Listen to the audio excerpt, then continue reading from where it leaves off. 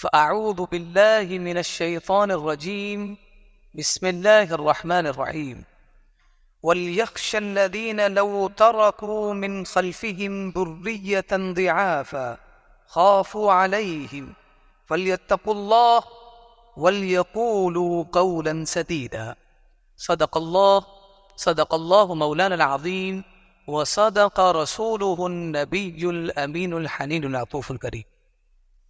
آئیے ہم سب مل کر بارگاہ رسالت مآب میں درود پاک کا نذرانہ پیش کریں۔ پڑھے بآواز بلند اللہم صلی علی سیدنا و مولانا محمد وعلی آل سیدنا و مولانا محمد بارک وسلم صلاة و سلاما علیک یا رسول اللہ صلی اللہ تعالی علیہ وسلم۔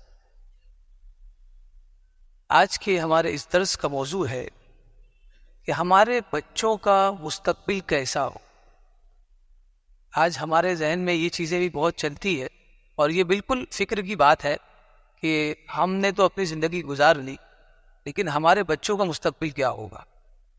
تو ماں باپ کے لیے سب سے بڑا سکون یہ ہے کہ وہ اپنی ہی زندگی میں اپنے بچوں کو سٹیبل دیں گے۔ یہ ان کے لیے بہت بڑی خوشی کی بات ہوتی ہے۔ دنیا میں اس سے بڑی خوشی کوئی بھی والدین کے لیے نہیں ہے۔ اگر وہ اپنے بچوں کو خوش دیکھتے ہیں تو ان کے لیے موت بھی آسان ہے، لیکن اگر اپنے بچوں کو پریشان حال دیکھتے ہیں تو ان کے لیے دنیا کی کوئی بھی نعمت کسی اہمیت کے حامل نہیں ہوتی۔ تب ہمیں بھی یہ فکر کرنی ہے کہ ہمارے بچے کیسے ہوں۔ تو ایک دینی ذہن رکھنے والا انسان کیا سوچتا ہے اور ایک دنیاوی ذہن رکھنے والا انسان کیا سوچتا ہے، اس حوالے سے انشاءاللہ العزیز گفتگو کریں گے۔ اللہ تبارک و تعالی ارشاد فرماتا ہے وَلْيَخْشَ الَّذِينَ لَوْ تَرَكُوا مِنْ خَلْفِهِمْ ذُرِّيَّةً ضِعَافًا خَافُوا عَلَيْهِمْ، اور وہ لوگ جنہوں نے اپنے پیچھے ناتواں کمزور ذریت یعنی اولاد چھوڑی، کیا وہ ڈرتے ہیں خافوا علیہم ان کے حوالے سے، یعنی ان کے بارے میں وہ فکر مند ہے، یعنی جن لوگوں نے اپنی اولاد چھوڑی اپنے مرنے کے بعد، تو انہیں یہ ڈر ہوتا ہے مرنے سے پہلے کہ میں نے جن بچوں کو چھوڑا ہے، ہمارے بچے وہ اتنے قابل نہیں ہے کہ وہ اپنے پیروں پر کھڑے ہو جائے، تو انہیں ان کا ڈر لگا رہتا ہے، اس کے بارے میں بڑا اندیشہ ہوتا ہے، پریشان ہوتے ہیں، خطرہ محسوس کرتے ہیں۔ اسی کے بارے میں اللہ نے فرمایا کہ جنہوں نے اپنی کمزور اولاد کو چھوڑا ہے، کیا انہیں ڈر نہیں ہے اس بات کا کہ ان کا کیا ہوگا؟ آگے فرمایا فَلْيَتَّقُوا اللَّهَ، تو اگر بے خوف ہونا ہے تو تم اللہ سے خوف کرو۔ فَلْيَتَّقُوا اللَّهَ، تم اللہ کا تقوی اختیار کرو، وَلْيَقُولُوا قَوْلًا سَدِيدًا، اور سچی بات کہو۔ یعنی پتہ یہ چلا کہ والدین کو اگر یہ چاہتے ہیں والدین کہ ہمارے بچے نیک ہو اور ہمارے بچوں کا مستقبل اچھا ہو، تو سب سے پہلے ضرورت اس امر کی ہے کہ والدین نیک ہو جائے۔ والدین کا نیک ہونا بہت ضروری ہے۔ اللہ کے رسول صلی اللہ علیہ وسلم فرماتے ہیں صنائع المعروف تقی مصارع السوء، کہ نیکی کے کام، کتنی بھی نیکی آپ کر لیں، چھوٹی بڑی کوئی بھی نیکی جو کر لیتے ہیں آپ کو بڑی بڑی ہلاکتوں سے بچا لیتی ہیں، اور اسی طرح آپ کے بچوں کو بھی بچا لیتی ہے۔ اسی لیے ہمیں یہ سبق ملتا ہے اس آیت کریمہ سے کہ ہمیں اگر اپنے بچوں کی فکر ہے تو صرف اپنی فکر کو دور کرنے کے لیے ان کے نام پر بینک میں اکاؤنٹ کھولنا کافی نہیں ہے، بلکہ ہمیں اس بات سے بھی مطمئن ہونا ضروری ہے کہ ہم نے جس بچے کو اس دنیا میں چھوڑا ہے وہ اللہ تبارک و تعالیٰ کا فرمانبردار ہے۔ تو اگر ہم نے بچے کو اللہ کے بھروسے چھوڑا اور اس کو تقوی سکھا دیا تو گویا ہم نے رب الاسباب کے بھروسے میں چھوڑا، اور اگر ہم نے اسے مال کمانا سکھا دیا تو گویا ہم نے اسے اسباب کے بھروسے چھوڑا۔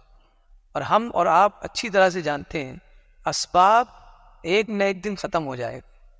آپ نے کوئی دکان چھوڑی ہے تو ایک نہ ایک دن وہ دکان بھائیوں کے درمیان بٹے گی اور کچھ نہیں بچے گا۔ کارخانہ چھوڑا ہے، کارخانہ جب بٹے گا کچھ نہیں بچے گا۔ کوئی بھی بات ہو سکتی ہے، کوئی بلا آ سکتی ہے، کوئی آسمانی صورتحال پیدا ایسی ہو سکتی ہے کہ جو جائیداد آپ نے چھوڑی ہے وہ سب کی سب ختم ہو جائے، ماسٹر پلان آ جائے، بہت سارے ایسے واقعات ملیں گے۔ تو اس طرح کوئی کلیم کر دے پراپرٹی پہ، ہر صورت میں جو اسباب ہم نے چھوڑا ہے وہ کہیں نہ کہیں چھوٹ جائیں گے۔ لیکن اگر ہم نے اپنے بچوں کو رب الاسباب کے بھروسے چھوڑا تو وہ رب حی و قیوم، اور وہ اسباب بنانے والا ہے. تو اگر ہم نے اپنے بچے کو کوئی سبب بنا کر بھیجا، کوئی سبب بنا کر دیا کہ بیٹا یہ کاروبار بہت اچھا ہے، اس کو کرو، ہماری زندگی سکھ سے نکل جائے گی، ہو سکتا ہے آپ کے مرنے کے بعد 2 سے 3 سال بعد وہ جو کام آپ نے چھوڑا ہے وہ کام آؤٹ ڈیٹڈ ہو گیا، اب مارکیٹ میں اس کی کوئی ویلیو نہیں ہے، یعنی وہ چیزیں لوگ یوز ہی نہیں کرتے. تو اب کیا کریں گے؟ اب وہ بچے کے لیے کیا ہوگا؟ تو جو اسباب آپ چھوڑ رہے ہیں وہ اپ ڈیٹڈ ہو یہ ضروری نہیں، لیکن اگر اللہ تبارک و تعالیٰ کے بھروسے آپ نے چھوڑا جو اسباب کو پیدا فرماتا ہے، تو وہ وقت کے اعتبار سے جو بچے کے لیے مناسب ہوگا وہ اسباب اس کے لیے پیدا فرما دے. لیکن شرط یہ ہے کہ والدین اس کے فرما بردار ہو. اللہ کے جب فرما بردار ہوگی تبھی اللہ تبارک و تعالیٰ اپنے ان بندوں کی خوشی کے لیے ان کے بچوں کو خوش کر دے گا. جب ان کے بچے خوشحال ہوں گے تو اللہ تبارک و تعالیٰ کا بندہ بھی خوش ہوگا. تو ہمیں بہت ضروری ہے کہ اگر ہم نے اپنے بچوں کے لیے ترکے کے علاوہ، میراث کے علاوہ کچھ نہیں چھوڑا ہے، سمجھ لے کہ ہم نے ان کے لیے کچھ نہیں چھوڑا ہے. میراث میں ترکے کے علاوہ، پراپرٹی کے علاوہ اگر کچھ نہیں چھوڑا ہے تو ہم نے اس کے لیے کچھ نہیں چھوڑا ہے. لیکن اگر ترکے میں ہم نے اس کے لیے کچھ نہیں چھوڑا سوائے تقوی اللہ کے، تو ہم نے اس کے لیے بہت کچھ چھوڑا ہے. اللہ کی بارگاہ میں رو رو کر وہ بہت اوپر جا سکتا ہے. آپ نے ایسے بہت سارے لوگوں کو دیکھا ہوگا جو مالدار سے غریب ہو گئے، لیکن ایسے بہت سارے لوگ کو دیکھا ہوگا جو غریب سے مالدار ہو گئے. اور آپ سب جانتے ہیں کہ مالدار سے غریب ہونا اور غریب سے مالدار ہونا، ان دونوں میں کتنا فرق ہے. غریب سے مالدار ہونا بہت بڑی بات ہے، اور مالدار سے غریب ہونا تھوڑی سی غفلت کی بنیاد پر آدمی مالدار سے غریب ہو جاتا ہے، لیکن غریب سے مالدار ہونا بہت مشکل ہے. لیکن ایسے لوگ جو غریب سے مالدار ہوئے وہ اللہ کا قرب حاصل کر کے. اور یاد رکھیں اگر اللہ کے قرب کے بعد یہ مالداری ملتی ہے تو سونے پہ سہاگا، لیکن اگر آپ کو صرف مالداری ملی ہے تو یہ آپ کے لیے بہت بڑی آزمائش ہے. اللہ تبارک و تعالی ہمیں اس آزمائش سے بچائے. ہم نے ایک درس میں، پچھلے کسی درس میں حضرت موسیٰ علیہ السلام اور حضرت خضر علیہ السلام کے درمیان ہونے والے کچھ واقعات سنے تھے. 3 واقعات میں نے بیان کیے تھے. تیسرا واقعہ یہ تھا کہ آپ دونوں ایک بستی میں پہنچے جن بستی والوں نے آپ لوگوں کو کھانے پینے کے بارے میں بھی نہیں پوچھا تھا. شاید آپ لوگوں کو یاد ہو کہ آپ لوگ کچھ کھائے یا نہیں کھائے، آپ لوگوں کو خیال نہیں کیا. پہلے زمانے میں یہ تھا کہ لوگ رشتہ داری نہیں دیکھتے تھے، پہچان نہیں دیکھتے تھے، بلکہ خیال کرتے تھے. لیکن وہ پورے گاؤں والے ایسے تھے کہ ان لوگوں نے بالکل پوچھا ہی نہیں کہ یار عجیب اور انجان لوگ لگ رہے، اجنبی لوگ رہ رہے، تو انہوں نے کھایا پیا ہے نہیں کیا ہے. اب دیکھیے بمبئی میں اتنی بھیڑ ہے، اس کے باوجود بھی ہماری مسجد میں کوئی نیا آدمی آیا تو ہمیں سمجھ میں آ رہا ہے. اتنی بھیڑ ہے، روزانہ نئے لوگ آتے جاتے، اس کے باوجود بھی ہم پہچان لیتے ہیں کہ یہ آدمی بالکل نیا ہے. ابھی اس سے کوئی غلطی ہو جائے تو بھی ہم درگزر کر دیتے کہ یہ آدمی نیا ہے. تو سوچیے وہ گاؤں ہوگا، وہاں پہ اگر کوئی بھی آئے تو پتہ چل جاتا ہوگا یہ بالکل نیا ہے. اس کے باوجود ان لوگوں نے اس کا خیال نہیں کیا. اور آگے جا کے معاملہ یہ ہوا کہ ایک گھر کی دیوار، اسی گاؤں میں ایک گھر تھا، دیوار گر رہی تھی. حضرت خضر علیہ السلام آگے بڑھے اور اس دیوار کی مرمت کر دی اور دیوار کو صحیح کر دیا، درست کر دی. تو حضرت موسیٰ علیہ السلام نے اعتراض کیا کہ ان گاؤں والے نے ہمیں پانی کے لیے نہیں پوچھا، اور اگر آپ نے ان کے لیے کوئی کام کر دیا تو ان سے معاوضہ لے لیتے، اجرت لے لیتے تاکہ ہم کھانا کھا لیتے. تو حضرت خضر علیہ السلام نے فرمایا کہ اصل میں یہ میرے رب کا حکم ہے، اور حکم یہ تھا کہ یہ جو دیوار ہے جس گھر کی، یہ گھر کے جو مالک ہے 2 یتیم بچے ہیں، اور ابھی وہ سن بلوغ کو نہیں پہنچے، ایڈلٹ نہیں ہوئے، چھوٹے ہیں. اور اللہ تبارک و تعالیٰ چاہتا ہے کہ جب وہ ایڈلٹ ہو جائیں، سن رشد کو پہنچ جائے، ہوشیار ہو جائے، تب وہ دیوار گرے تاکہ نیچے انہیں سونا مل جائے. کیونکہ نیچے دیوار کے سونا رکھا ہوا تھا ان کے والد، اور والد جو تھے کانا ابوہما صالحا. اللہ نے فرمایا کہ جو ان دونوں بچوں کے والد تھے وہ نیک تھے. یعنی آپ اس واقعے کا جو لب لباب ہے وہ یہ ہے کہ دیکھیے کہ باپ نیک تھا اور اس نے اپنے بچوں کے لیے جو بھی پراپرٹی چھوڑی، اس پراپرٹی کی حفاظت کی اللہ تبارک و تعالیٰ نے کس کو بھیجا؟ اولو العزم من الرسل، حضرت موسیٰ علیہ السلام، حضرت خضر علیہ السلام کو بھیجا کہ جاؤ میرے اس بندے کے مال کی حفاظت کرو جس بندے نے اپنے، جو بندہ میرا نیک تھا، اور اس کے بچوں کی مال کی تو کو حفاظت کرنا ہے. جو میرا نیک بندہ تھا اس بندے کے مال کی حفاظت تمہیں جا کر کرنی ہے. اور کون ہے؟ نبی ہے، عبد صالح ہے خضر علیہ السلام. نہیں پتہ یہ چلا کہ اگر بندہ اللہ کی ذات پہ بھروسہ رکھے تو اللہ تبارک و تعالیٰ اس کی نیکی کے صدقے میں اس کے بچوں کا بھی خیال رکھتا ہے. اور کیوں نہ رکھے؟ جب وہ دنیا میں تھا تو اس میں دنیا داری سے زیادہ اللہ تبارک و تعالیٰ کی اطاعت کا خیال رکھا. تو اللہ تبارک و تعالیٰ نے صرف حفاظت نہیں فرمائی بلکہ ایسے لوگوں کے ذریعے حفاظت فرمائی کہ جن کا دیکھنا اور جن کی بات سننا ہمارے لیے بہت بڑی بات ہے، اور وہ پہنچ رہے اس کے مال کی حفاظت کے لیے. وجہ کیا تھی؟ کہ باپ نیک تھا جس کی بنیاد پر اللہ تبارک و تعالیٰ نے ان کو بھیجا. اب آپ دیکھیے پورے قرآن مجید میں یہ واقعہ جو بیان کیا گیا ہے، مفسرین کی تفسیریں آپ پڑھ لیں، ڈیٹیل میں جتنا جانا ہے آپ چلے جائیں. میں نے پڑھ لیا کئی مرتبہ، اور سورہ کہف الحمدللہ آپ اس جمعہ کے دن پڑھتے ہوں گے، نہیں پڑھتے تو پڑھیے. بہت سارے واقعات ہیں، ایک دن پڑھتے پڑھتے آپ ترجمے کی طرف جائیں گے ضرور انشاءاللہ. تو میں نے دیکھا ہے کہ کہیں بھی کسی مفسر نے اس شخص کا نام ذکر نہیں کیا جس شخص کے 2 بچے تھے. یعنی اس شخص کے بارے میں نہ ہم جانتے ہیں، نہ موسیٰ علیہ السلام جانتے تھے، اور نہ ہی خضر علیہ السلام جانتے تھے. اس کے بارے میں اگر کوئی جانتا تھا تو اس کا رب جانتا. یعنی وہ بندہ زمین میں تو مشہور نہیں ہے، یعنی کوئی جانتا ہی نہیں ہے، جو مدد کرنے آیا وہ بھی نہیں جانتا، لیکن آسمان میں بڑا مشہور ہے کہ اللہ تبارک و تعالیٰ نے بندے کو بھیجا کہ جا کے اس کی حفاظت کرو، اس کے مال. تو یہ بہت بڑی چیز ہے. ہم لوگ سمجھتے ہیں کہ کیا ہم کسی کی مدد کرتے، کیا چھوٹی سی نیکی کر دے، لیکن کبھی کبھی یہ نیکیاں ایسی ہوتی ہے کہ آپ کو دنیا میں نظر نہیں آتی، لیکن مرنے کے بعد آپ کی اولاد کے لیے وہ کافی ہوتی. اور انشاءاللہ العزیز اس بارے میں بھی ہم گفتگو کریں گے کسی اور درس میں. اگر آپ نے اپنی اولاد کو دین داری سکھائی ہے تو اس کا کیا فضل ہوگا، اس کا کیا فائدہ ہوگا، اس کے بارے میں ایک واقعہ بیان کروں. حضرت عمر بن عبد العزیز یہ عباسی خلیفہ ہے اور بہت بڑی شخصیت گزری، بہت بڑی شخصیت. اموی خلیفہ ہے، اموی خلیفہ بہت بڑی شخصیت گزری ہے، فقیہ ہے اور ساتھ ہی ساتھ بہت بڑے عالم اور عابد اور زاہد ہے، اور ساتھ ہی ساتھ خلیفۃ المسلمین بھی ہوئے. خلیفۃ المسلمین بادشاہ تھی آپ کے ہاتھ میں، لیکن معاملہ یہ تھا کہ بہت سادہ مزاج، بادشاہت کے بعد بھی کبھی بھی تخت پر نہیں بیٹھے، محل ہی چھوڑ دیا اور سادہ زندگی آپ گزارتے تھے. ان سے کسی نے پوچھا کہ حضور آپ کے بچے ہیں، 11 بچے تھے آپ، تو آپ اتنا سادہ رہتے ہیں، کچھ جمع ہی نہیں کرتے ہیں، جو آتا ہے وہ غریبوں میں تقسیم کر دیتے، تو آپ نے اپنے بچوں کے لیے کچھ کیا ہے؟ کا جواب سنیے. یعنی ہم اور آپ کے لیے بہت بڑا درس ہے، ان کی زندگی ہمارے لیے بہت بڑا درس ہے. آپ نے فرمایا کہ میں نے اپنے بچوں کے لیے کچھ نہیں چھوڑا ہے. اگر میرے بچے نیک ہوئے، اگر میرے بچے نیک ہوئے تو قرآن مجید میں اللہ فرماتا ہے وَهُوَ يَتَوَلَّى الصَّالِحِينَ، تو اللہ نیکوں کا دوست ہے.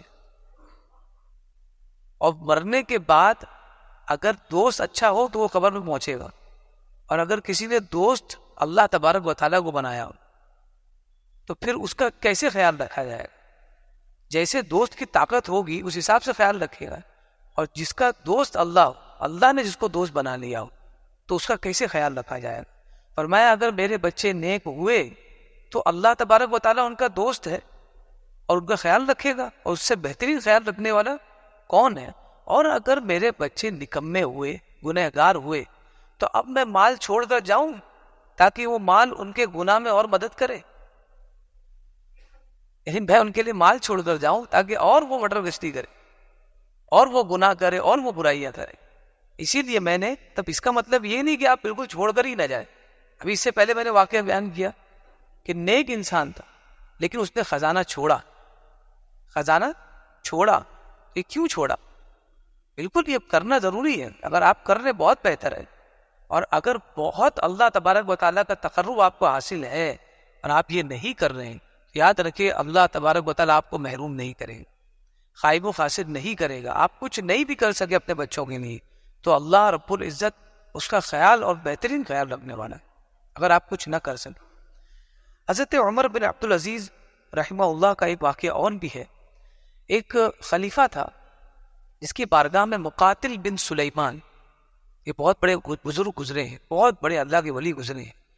وہ ابو جعفر منصور، اس خلیفہ عباسی خلیفہ تھا، اس کے دربار میں جب آپ حاضر ہوئے تو اس نے کہا عیدنی یا مقاتل، اے مقاتل بن سلیمان رحمہ اللہ، آپ مجھے نصیحت کریں۔ بادشاہ نے کہا کہ آپ مجھے نصیحت کریں، تو آپ نے فرمایا اعیذک بما رأیت او بما سمعت، کیا میں آپ کو نصیحت کروں اس چیز کی جو میں نے دیکھا ہے یا جو میں نے سنا ہے؟ یعنی سنی سنائی بات کی نصیحت کر دوں یا جو میں نے اپنی آنکھوں سے مشاہدہ کیا، میں نے دیکھا ہے وہ آپ کو بتاؤ۔ ظاہر سی بات ہے سنی بات میں بہت زیادہ احتمال ہوتا ہے شک کا، شبہ کا، لیکن جو بات ہم نے دیکھی ہو، جو معاملہ ہم نے دیکھا ہو، اس میں کوئی شک کی بات ہی نہیں، ہم نے دیکھا ہے۔ تو بادشاہ نے کہا کہ نہیں، بیما رأیت، آپ مجھے نصیحت کرو اس کی جو آپ نے دیکھا ہو۔ تو انہوں نے کہا کہ امیر المؤمنین، میں نے دو خلیفہ کا دور دیکھا، ایک عمر بن عبدالعزیز اور دوسرے ہشام بن عبد الملک، یہ دونوں چچا زاد تھے، ایک کے باپ کا نام عبد الملک، ایک کے باپ کا نام عبدالعزیز۔ تو عمر بن عبدالعزیز اور ہشام بن عبد الملک چچا زاد تھے۔ عمر بن عبدالعزیز کے بارے میں آپ فرماتے ہیں کہ میں نے دیکھا کہ آپ کے 11 بیٹے تھے۔ کتنے؟ 11 بیٹے تھے۔ آپ کا جب انتقال ہوا تو آپ کے پاس کل ترکہ اور میراث جو آپ نے چھوڑا تھا وہ 18 دینار تھے۔ کتنے؟ 18 دینار۔ اور بچے کتنے ہیں؟ 18 دینار تھے۔ فرمایا کہ ان میں سے 18 دینار میں سے 5 دینار کے ذریعے ان کو کفن خریدا گیا، عمر بن عبدالعزیز کا، ان کو کفنایا گیا، اور 4 دینار سے ان کے لیے قبر کی زمین خریدی گئی۔ کتنے ہو گئے؟ 9۔ بچے کتنے؟ بتایا کہ جو 9 بچے تھے ان 11 بچوں میں تقسیم ہوا، کتنا ملا سب مائنس میں ہے، کتنا کم ملا ہو گیا۔ آگے فرمایا ہشام بن عبد الملک بہت بڑا بادشاہ گزرا، بہت نیک بھی انسان تھا، لیکن ہوتا کیا ہے کہ ہم دنیا میں اتنے لگ جاتے ہیں دنیا کو سدھارنے میں کہ ہم اپنی اولاد سے غافل ہو جاتے ہیں، اس کی بنیاد پر ان پہ کوئی خیال نہیں کرتا۔ اب ان کے ساتھ بھی وہی ہوا کہ جب ان کا انتقال ہوا ہشام بن عبد الملک کا، تو ان کے پاس جو پراپرٹی چھوٹی تھی، ان کے بھی کل 11 بچے تھے، کہا کہ جو پراپرٹی چھوٹی تھی تو اس میں سے ایک بچے کو 1 ملین دینار ملا، یعنی 10 لاکھ دینار ایک بچے کو ملا، 10 لاکھ دینار ایک بچے کو ملا۔ اب وہ فرماتے ہیں کہ ان دونوں کا میں نے دور دیکھا، زندگی دیکھی، بچے دیکھے، مرنے کے بعد ان کو کیا ملا یہ بھی دیکھا، اور اس کے بعد بچوں نے ان پیسوں کا کیا کیا، ان کے ساتھ کیا وہ بھی میں نے دیکھا۔ انہوں نے کہا کہ میں نے ایک دن دیکھا کہ عمر بن عبدالعزیز کا ایک بیٹے کو میں نے دیکھا جو اللہ کی راہ میں جہاد کرنے والوں کے لیے 100 اونٹ صدقہ کر رہا تھا۔ 11 بچے تھے، کتنا؟ 9 دینار، 9 یا 8 دینار تقسیم ہوا، اور برکت کتنی ہوئی کہ 100 اونٹ اللہ کی راہ میں وہ صدقہ کر رہے۔ اور کہا کہ ہشام بن عبد الملک کے ایک لڑکے کو میں نے دیکھا جو رستے پر بھیک مانگ رہا تھا۔ تو یہ بہت بڑی نصیحت ہے۔ ہم کیا سمجھتے ہیں کہ ہم بچوں کے لیے مال و دولت چھوڑ جا رہے ہیں، باقی سب دیکھا جائے گا۔ دوست، دنیا مت دیکھو، دین دیکھو، باقی سب اللہ دیکھتے۔ وہ ہے حی و قیوم ہے، ہم پڑھ تو رہے حی و قیوم، وہ مانیں گے کب؟ ہم دین کی فکر کریں، دنیا اللہ تبارک و تعالیٰ سب دیکھ لے، وہ سب سے بہترین بندوں کا خیال کرنے والا ہے۔ ارے اس نے پیدا کیا ہے ہم کو، اور اتنی اچھی صورت میں پیدا کیے، مسلمان بنایا، اہل سنت والجماعت سے کیا، اس سے بڑی کیا نعمت ہو؟ اتنی بڑی توفیق کی کہ آج ہم مسجد میں بیٹھے۔ بہت سے لوگ پتہ نہیں کیا کیا کر رہے ہیں، لیکن ہم مسجد میں بیٹھے، تو اس کا اتنا بڑا احسان ہے۔ اس کے باوجود اگر ہم یہ سوچے کہ ہمیں دنیا کے بارے میں زیادہ سوچنا ہے، یہ غلط ہے۔ سوچنا ضرور ہے، بالکل سوچنا ہے، لیکن صرف اور صرف اس کے بارے میں نہیں سوچنا ہے، بلکہ مقدم جو رکھا ہے وہ دین رکھنا ہے۔ میں نے بڑے بڑے پیسے والوں کو دیکھا ہے جو بڑے پیسے کما لیے، لیکن اس کے بعد ان کا مزاج ایسا، وہ اپنے بچوں کو انہوں نے عالم بنایا، حافظ بنایا، اسی بمبئی کی دنیا میں۔ ہمارے پاس پرسنل پڑھتے ہیں، حیرت ہوتی کہ اتنا پیسہ ہونے کے بعد ان کو کون سے دین کی سوچ رہی ہے۔ یہاں جو دیندار اس کو تو پیسے کی سوچ رہی، اور یہ جو دنیا دار ہے اس کو دین کی سوچ رہی۔ تو اللہ تبارک و تعالیٰ نیکی کا صلہ ان کو دے دیے. ان کے والدین میں کوئی نیک ہوگا جو صلہ اس کو دے دیا کہ اتنی پراپرٹی ہونے کے باوجود بھی اسے ایک ہی چیز کی فکر ہے کہ میں دین سکھا دوں. کیوں؟ میں آپ کو بتاؤں. جب انسان بہت پیسہ کما لیتا ہے, جب ٹاپ پہ جاتا ہے نا, تب اس کو احساس ہوتا ہے حقیقت میں یہ میرے بس کی بات نہیں ہے, یہ سب کرم ہے, یہ اپنے بس کی بات نہیں ہے. مثال دوں اس کی, میں ایک مثال آپ کو دوں. ہم لوگ یہ سوچتے ہیں کہ ہم اپنا خیال کر لیں گے, ہمیں کسی کی ضرورت نہیں ہے. میں آپ کو کہتا ہوں کہ آپ ہر چیز میں خیال رکھیں اپنا. جب پانی پیے تو کانسنٹریشن کریں کہ میں پانی پی رہا ہوں, اور کہیں خیال نہیں آنا چاہیے.